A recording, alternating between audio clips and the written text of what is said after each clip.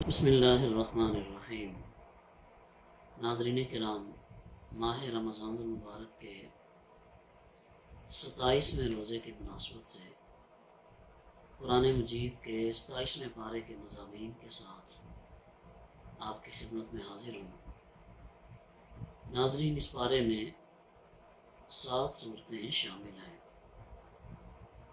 سب سے پہلے سورۃ الذاریات کا باقی حصہ، اس کے بعد سورہ الطور، پھر اس کے بعد سورہ النجم، پھر اس کے بعد سورہ القمر، پھر سورہ الرحمن، پھر سورۃ الواقعہ، اس کے بعد سورۃ الحدید۔ یہ صورتیں 27ویں پارے میں آتی ہیں۔ اس پارے کا آغاز اس بیان سے کیا گیا کہ جب حضرت ابراہیم علیہ السلام کے پاس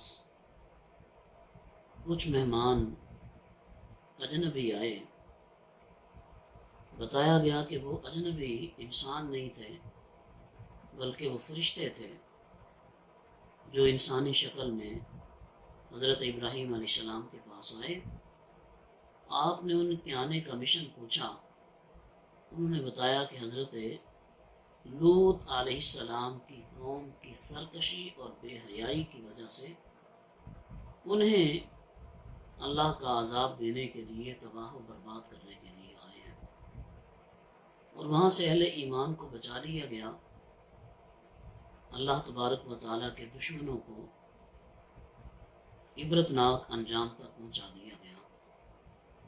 پھر اس کے بعد فرعون اور حضرت موسیٰ علیہ السلام کا تذکرہ بھی اس سورہ میں ہوا، اور اس کے بعد قوم عاد اور قوم سمود پر عذاب نازل ہونے کا بیان بھی اسی سورہ مبارکہ میں ہے۔ اس کی آیت نمبر 47 میں فرمایا کہ آسمان کو ہم نے اپنے دستے قدرت سے بنایا، اور ہم ہر آن اس میں توسیع دینے والے ہیں۔ آج ماہرین فلکیات اور سائنسدان نت نئی کہکشاؤں کے دریافت کرنے کی بات کرتے ہیں، اور اس بات کو تسلیم کرتے ہیں کہ ابھی بہت ساری گلیکسیز، کہکشائیں ابھی باقی ہیں کہ جنہیں دریافت نہیں کیا گیا۔ یہ اللہ تبارک و تعالیٰ کی قدرت کے مناظر ہیں اور اس کی خالقیت کی دلیلیں ہیں۔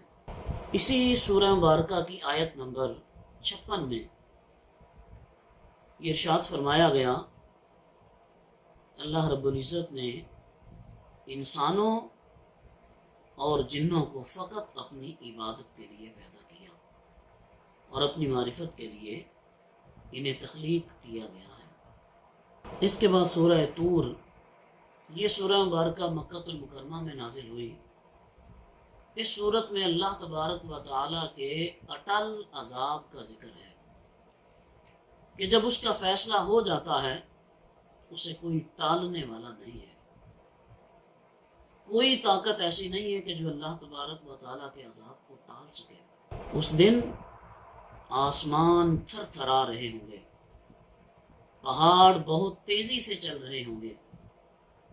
اس سے آگے اہل جنت کے لیے اللہ رب العزت کی جانب سے جو نعمتیں، راحتیں تیار فرمائی گئی ہیں ان کا ذکر ہے، اور یہ بھی کہ اہل ایمان کی اولاد میں سے جو ان کے سچے پیروکار ہوں گے وہ بھی ان سے جا ملیں گے، اگرچہ اعمال ان کے کم ہی کیوں نہ ہوں، لیکن ان کی پیروی میں سچے ہوں گے تو ان کے ساتھ جا ملیں گے۔ آیت نمبر 33 سے قرآن کو اپنی طرف سے گڑھنے کے الزام کا اللہ رب العزت نے جواب دیتے ہوئے فرمایا کہ اگر وہ سچے ہیں تو قرآن کی مثل کوئی بات بنا کر لائیں۔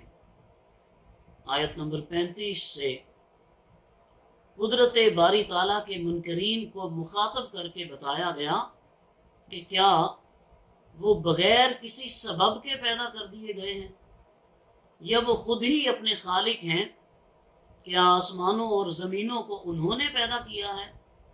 کیا تیرے رب کی رحمت کے خزانے ان کے قبضہ و قدرت میں ہیں، یا ان کے پاس کوئی سیڑھی ہے کہ جس پر چڑھ کر یہ بالائی کائنات کی باتوں کو سن لیتے ہیں، اگر ایسا ہے تو اس کی کوئی واضح دلیل پیش کریں۔ اس کے بعد سورۃ النجم، یہ سورہ مبارکہ مکہ المکرمہ میں نازل ہوئی۔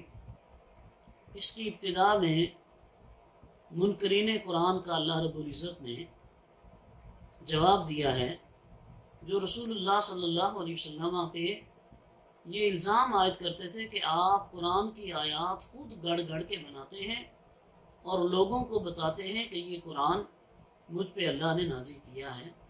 اللہ رب العزت نے ارشاد فرمایا، وَمَا يَنطِقُ عَنِ الْهَوَىٰ، میرا محبوب تو اپنی مرضی اور خواہش سے کچھ نہیں بولتا، یہ جب بھی بولتا ہے وحی الہی سے بولتا ہے۔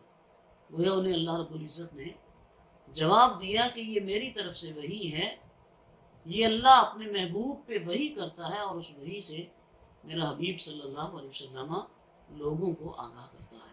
اس سورہ مبارکہ کی ابتدائی 18 آیات میں حضور نبی کریم رؤوف الرحیم صلی اللہ تعالیٰ علیہ وسلم کے سفر معراج کی اس منزل رفعت کا ذکر کیا گیا ہے کہ جس میں انہیں اللہ تعالیٰ نے قرب خاص عطا فرمایا، اور اللہ نے اپنے مقدس بندے کی طرف جو چاہا وہی فرمائی۔ رسول اللہ صلی اللہ علیہ وسلم اپنے قلب اطہر کی پوری حضوری اور یقین کے ساتھ اپنے خالق و مالک کے جلووں کو دیکھتے رہے۔ اس کے بعد آیت نمبر 21 سے مشرکین کے باطل دیوی اور دیوتاؤں اور اللہ کے لیے بیٹیاں ثابت کرنے کا رد ہے۔ اللہ تعالیٰ نے فرمایا کہ یہ صرف وہ نام ہیں جو تم نے اور تمہارے باپ دادا نے خود ہی رکھ لیے ہیں۔ اللہ تعالیٰ نے ان پر کوئی دلیل نازل نہیں فرمائی اور اس کو گمان اور خواہشات نفس کی پیروی قرار دیا ہے۔ آیت نمبر 26 میں شفاعت کا ذکر ہے کہ اللہ رب العزت کی اجازت اور رضا کے بغیر کوئی شفاعت نہیں کر سکے گا۔ آیت نمبر 32 سے اللہ تبارک و تعالیٰ نے فرمایا کہ جو لوگ صغیرہ گناہوں کے ما سوا کبیرہ گناہوں سے بچے رہتے ہیں، انہیں بشارت دی گئی ہے کہ بے شک آپ کا رب وسیع مغفرت والا ہے۔ اسی مفہوم کی ایک اور آیت میں فرمایا کہ نیکیاں گناہوں کو مٹا دیتی ہیں۔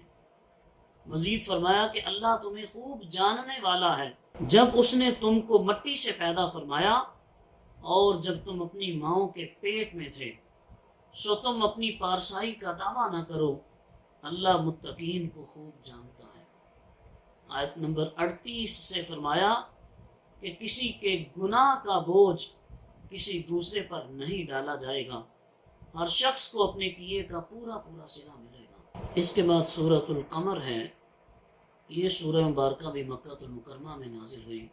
اس سورت کے شروع میں فرمایا قیامت آ گئی اور چاند 2 ٹکڑے ہو گیا، اور کافر اگر کوئی نشانی دیکھتے ہیں تو رخ پھیر لیتے ہیں اور کہتے ہیں کہ یہ تو جادو ہے جو پہلے سے چلا آ رہا ہے۔ شق القمر کا واقعہ تقریباً 8 سن نبوی میں ہوا۔ اہل مکہ نے معجزے کا مطالبہ کیا تو آپ صلی اللہ علیہ وسلم نے ان کو یہ معجزہ دکھایا، یہاں تک کہ انہوں نے چاند کا ایک ٹکڑا ہرا پہاڑ کے ایک جانب اور دوسرا دوسری جانب دیکھا۔ یہ واقعہ صحیح بخاری، صحیح مسلم، سنن ابی داؤد اور سنن بیہقی اور کتب تفاسیر میں مذکور ہے۔ حافظ ابن کثیر اور دیگر مفسرین نے ان احادیث کو متواتر کے درجے میں قرار دیا ہے، اور اس واقعے کی صداقت کی عقلی دلیل یہ ہے کہ قرآن نے برملا اس کا دعویٰ کیا اور اس دور میں کسی نے بھی اس واقعے کی صداقت کو چیلنج نہیں کیا، اور قرآن نے اسے علامات قیامت میں سے قرار دیا۔ اس سورہ مبارکہ میں اللہ تبارک و تعالیٰ نے 4 مرتبہ تکرار در تکرار کے ساتھ فرمایا کہ ہم نے قرآن کو نصیحت حاصل کرنے کے لیے آسان کر دیا ہے کوئی نصیحت قبول کرنے والا؟ اور اسی کے ساتھ اس صورت میں قوم عاد، قوم سمود اور آل فرعون پر عذاب کا ذکر ہے۔ اس کے بعد سورہ الرحمن، یہ سورہ مبارکہ مدینہ منورہ میں نازل ہوئی۔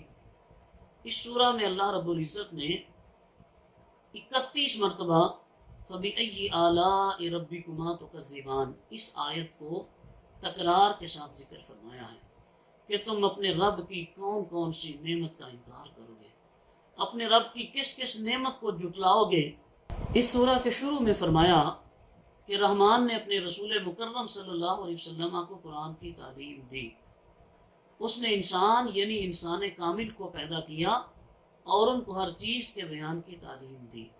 اسی سورہ مبارکہ میں اللہ رب العزت نے اپنی قدرت کے مناظر اور بہت ساری نشانیوں کو بیان فرمایا۔ آیت نمبر 33 میں فرمایا، اے جنات اور انسان کے گروہ، اگر تم یہ طاقت رکھتے ہو کہ آسمانوں اور زمین کے کناروں سے نکل جاؤ تو نکل جاؤ، تم جہاں بھی جاؤ گے وہاں اسی رب ذوالجلال کی سلطنت ہے۔ یعنی انسان بالائی خلا اور کہکشاؤں کی دریافت میں کتنا بھی آگے نکل جائے، وہ وہاں اللہ رب العزت کی بادشاہی اور قدرت کے جلوے دیکھے گا۔ آیت نمبر 46 سے 2 جنتوں کی نعمتوں کا بیان ہے کہ وہاں سرسبز شاخوں والے باغات ہوں گے، ان جنتوں میں 2 چشمے بہہ رہے ہوں گے، ہر پھل کی 2 قسمیں ہوں گی۔ اہل جنت ایسی مسندوں پہ جلوہ افروز ہوں گے جن کے استر نفیس دبیز ریشم کے ہوں گے، وہاں یاقوت اور مرجان کی طرح باغ یا حوریں ہوں گی۔ اس کے بعد سورۃ الواقعہ، یہ سورہ مبارکہ بھی مکہ المکرمہ میں نازل ہوئی۔ اس سورت میں یہ ارشاد فرمایا گیا کہ قیامت آئے گی تو زمین میں زلزلہ آ جائے گا، پہاڑ ریزہ ریزہ ہو جائیں گے، پھر جو لوگ حساب کتاب کے لیے پیش ہوں گے ان کی 3 قسمیں بیان فرمائی گئی ہیں۔ ایک اصحاب المیمنہ یعنی اہل سعادت و خیر، دوسرے السابقون المقربون، یہ وہ لوگ ہوں گے جو نیکی میں سب پر سبقت لے جائیں گے، اور تیسرے اصحاب المشأمہ، یہ بدنصیب لوگ اہل جہنم ہوں گے۔ اس کے بعد ایک بار پھر جنت کی پرکشش نعمتوں کا ذکر ہے کہ وہ ایک دوسرے کے مقابل تکیوں پہ ٹیک لگائے زر و جواہر سے مرصع تختوں پر بیٹھے ہوں گے، ان پر شراب طہور کے جام گردش کر رہے ہوں گے، اور یہ ایسی شراب ہوگی کہ عقل پر اثر انداز نہیں ہوگی اور پرکیف ہوگی۔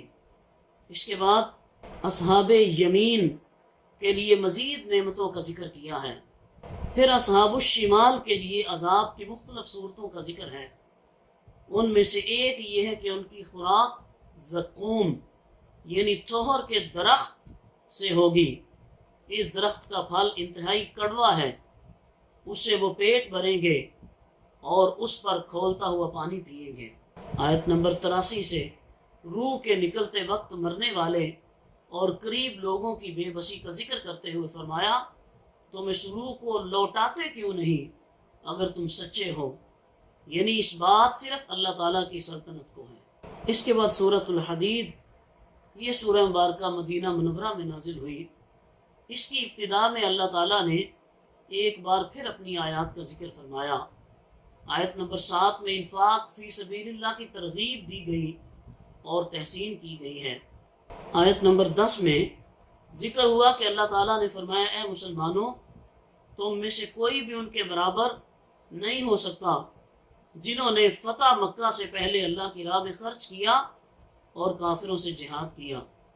ان سب کا ان مسلمانوں سے بڑا درجہ ہے جنہوں نے فتح مکہ کے بعد اللہ کی راہ میں خرچ کیا اور کافروں سے جہاد کیا۔